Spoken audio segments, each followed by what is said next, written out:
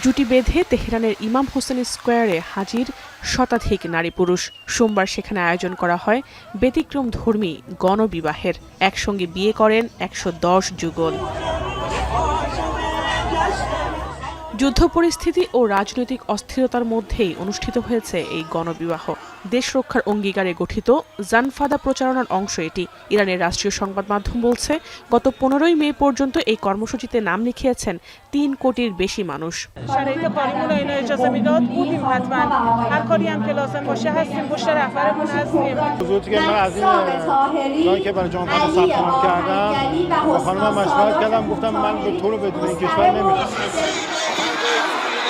অনুষ্ঠানে অংশ নেওয়া নবদম্পতিরা জানান, যুদ্ধের আশঙ্কা থাকলেও তারা দেশের পক্ষে দাঁড়াতে প্রস্তুত।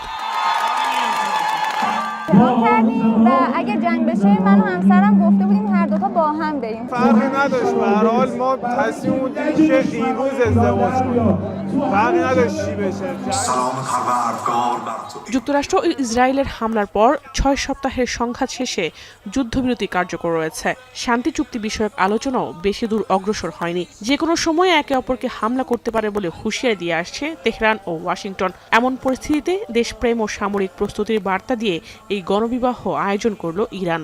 এই কর্মসূচির আওতায় একই সঙ্গে শুরু হয়েছে সরকারপন্থী স্বেচ্ছাসেবকদের জন্য অস্ত্র প্রশিক্ষণও। জাহানারা ভুঁইয়া, এখন বিশ্ব।